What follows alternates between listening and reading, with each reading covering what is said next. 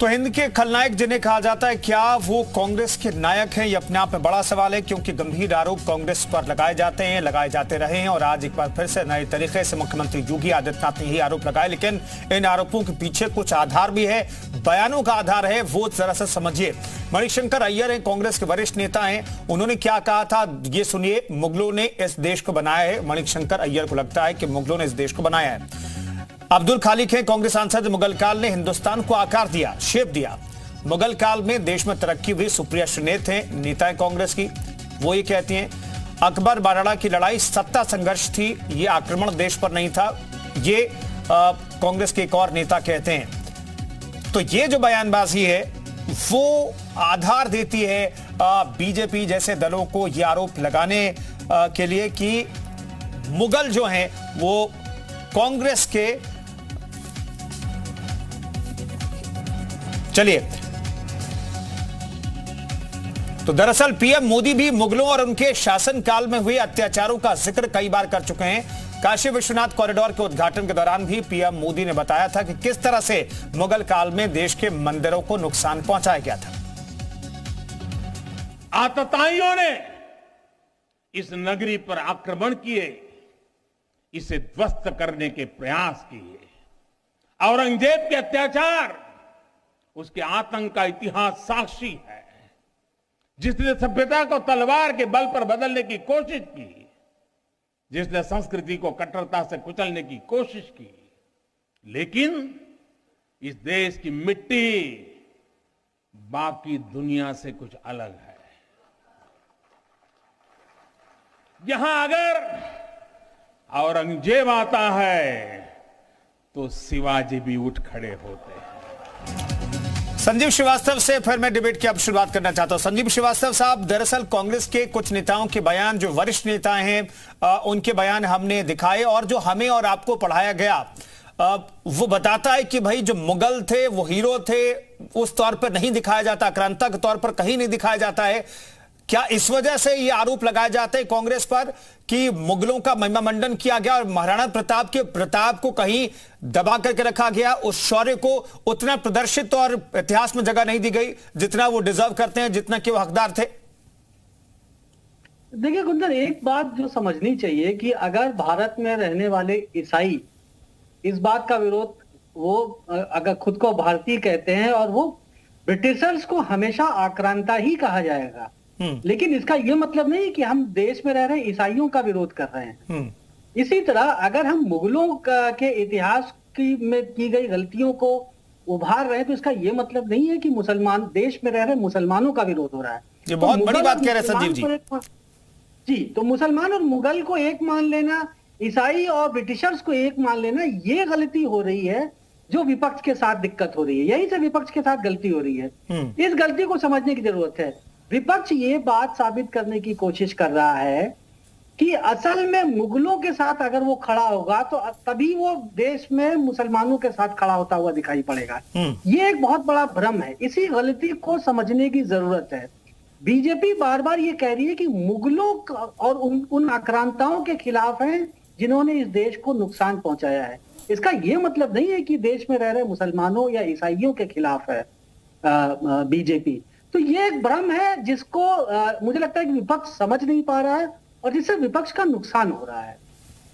जी, OP Singh साहब, ये जो आरोप आपने लगाया कि भाई ये सच्चाई, आप तो कह रहे सच्चाई है, मैं जानना चाहता हूं इस सच्चाई से आपको पॉलिटिकल फायदा मिलता है क्या? और बार बार इसका जिक्र करके पॉलिटिकल फायदा मिलता है आप लोगों को? देखिए ऐसा कुंदन जी, ये फायदे नुकसान की बात नहीं है। देश के इतिहास को जो कलंकित अपमानित किया गया है उसके बारे में अगर हम सच नहीं बोलेंगे, आप सच नहीं बोलेंगे, आने वाली पीढ़ी को सच्चाई नहीं पता चलेगा तो कब पता चलेगा?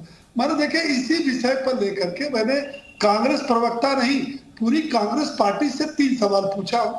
वो अगर बता दे तो मैं जानूं, हमसे 100 सवाल पूछ ले। मेरा पहला सवाल, वो अकबर के साथ खड़े हैं कि महाराणा प्रताप के साथ खड़े हैं? वो अकबर को महान मानते हैं कि महाराणा प्रताप को मानते हैं? दूसरा, जो मुसलमानों को भड़काने और वोट बैंक के रूप में इस्तेमाल किया, उनके लिए 58 साल में क्या किया हम तो आपको बता दिया सर। और तीसरा, राम मंदिर जो अयोध्या में बन रहा है, 31 साल में कोई भारतीय जनता, कोई कांग्रेस का बड़ा नेता गया हो तो कृपया मेरा ज्ञानवर्धन करें। और वही समाजवादी पार्टी से एक सवाल है कि स्वामी प्रसाद मौर्य तो लगातार हमारे हिंदू धर्म ग्रंथ रामचरितमानस के बारे में शब्दों का प्रयोग करते आए हैं।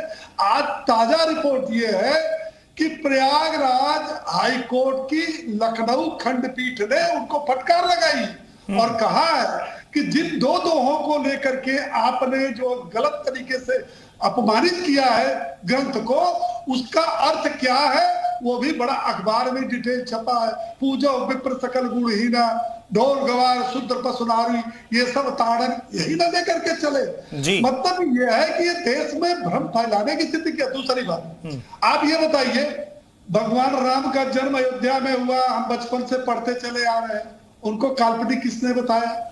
ओपी सिंह साहब इतने सवाल पूछ देंगे तो देंगे आप, तो डॉक्टर अनु प्रसाद जवाब नहीं दे पाएंगे। एक बात और क्या करके चले जल्दी से बताइए, उसका नाम बदल करके फैजाबाद कुंभ लगता है या प्रयागराज, उसका नाम लखनऊ, दिल्ली के जितने रोड है, Akbar road, Taimur road, Aurangzeb road, Changez Khan, सारे सबको तो आप बदल रहे हैं ना। अब तो अलीगढ़ भी हरिगढ़ होने जा रहा है। ये देश की भावनाओं को समझते क्यों नहीं? ओपी सिंह साहब, अब तो सबका नाम बदल ही रहे ना। मुगल गार्डन तो अब मुगल गार्डन का भी नाम बदल गया। डॉक्टर अनु प्रसाद, हमारे राजनीतिक विश्लेषक ने कहा कि अब जवाब ले लूं मैं, गलती हुई है तो क्या आप उसको सुधारेंगे? बिल्कुल, मैं आपके चैनल के माध्यम से कहता हूं, हाँ। जितनी गलतियां हुई है वो सबको धीरे धीरे सुधारा जाएगा और इतिहास में जो गलती पढ़ाया जा रहा है उसको भी सुधारा जाएगा। और ठीक है, डॉक्टर अनु प्रसाद जवाब दीजिए, आप किसके साथ, आपकी पार्टी किसके साथ खड़ी है? मुगलों के साथ, महाराणा प्रताप के साथ, किसके साथ? कुंदन जी, अपने आप में बहुत अजीब सवाल है कि भारत में जो भी चाहे वो कोई भी सरकार हो, कोई भी देशवासी हो, कोई भी हो, वो महाराणा प्रताप जी के साथ खड़ा है कि मुगल के साथ खड़ा है, ये अपने आप में बहुत अजीब सवाल है। ये तब की बात कर रहे हैं जब ना तो कांग्रेस थी ना बीजेपी थी। आप इस बात को समझिए, जो मुगल करके चले गए ना वो बीजेपी के हाथ में था ना कांग्रेस के हाथ में था। कांग्रेस उस समय नहीं थी। मगर मेरा सवाल ये है कि ये जो बार बार जिस तरीके से बीजेपी हिंदू और मुस्लिम का जो कार्ड खेलती है, ये मुझे ये बता दे, जब बाबरी मस्जिद को गिराया गया था तब ये मुसलमान के साथ थे कि हिंदू के साथ थे? जब बाबरी मस्जिद को नहीं, उसका जिक्र तो आज मुख्यमंत्री ने भी कह दिया, उसका जिक्र तो आज योगी आदित्यनाथ ने भी कह दिया कि वो नामो निशान मिटा दिया, विवाद खत्म हो गया।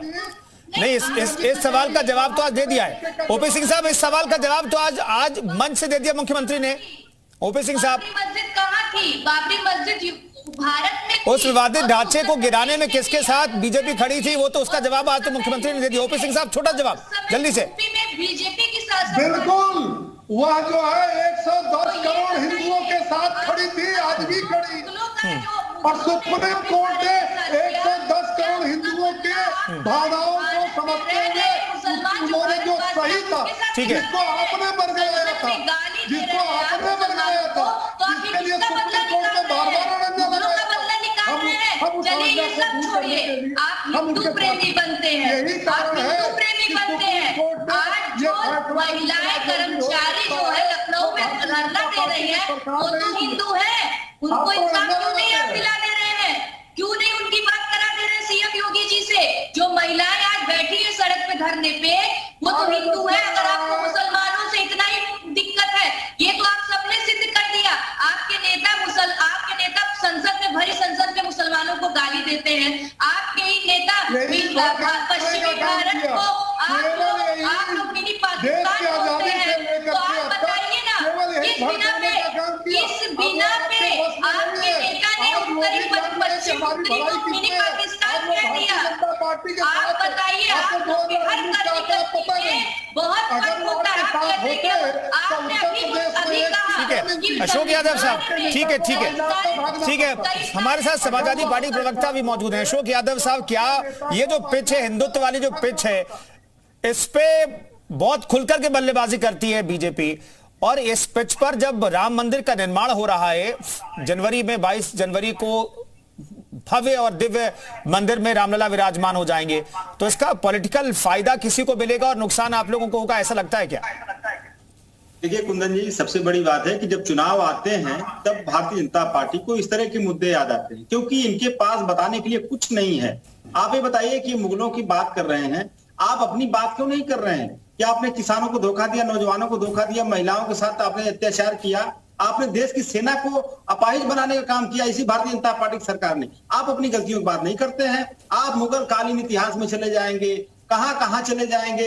आप क्यों नहीं बताते कि महिलाओं का सबसे बड़ा शोषक भारतीय जनता पार्टी सरकार है? आप क्यों नहीं बताते पिछड़ों की सबसे बड़ी शोषक भारतीय जनता पार्टी सरकार है? आप क्यों नहीं बताते कि दलितों की सबसे बड़ी शोषक भारतीय जनता पार्टी सरकार है? तो आप देश में आग लगाने के लिए कोई कसर नहीं छोड़ते हो। ओपी साहब, आपसे निवेदन है कि आप अपनी उपलब्धियां 5 उपलब्धियां बता दीजिए जो जनता के सरोकार से जुड़ी हुई। आप राम मंदिर की बात कर रहे हैं, अभी सीएजी की रिपोर्ट की बात अगर मैं करूं कुंदन जी, सीएजी ने रिपोर्ट अभी 2-3 महीने पहले दिया था कि वहां पे अनड्यू बेनिफिट दिया गया ठेकेदारों को, वहां पे जमीनों का स्कैम हुआ।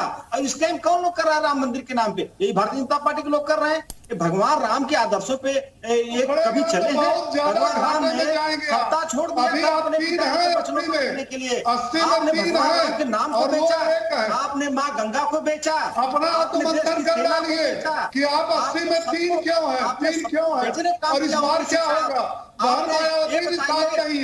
क्या होगा? महिलाओं का सबसे बड़े शोषक आप हैं कि नहीं है? आपको मैं 10 एग्जाम्पल बता दूंगा।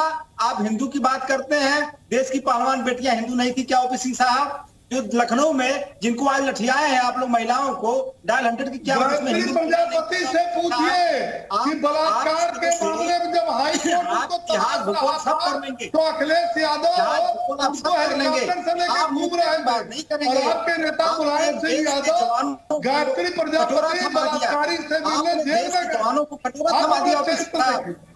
ठीक है।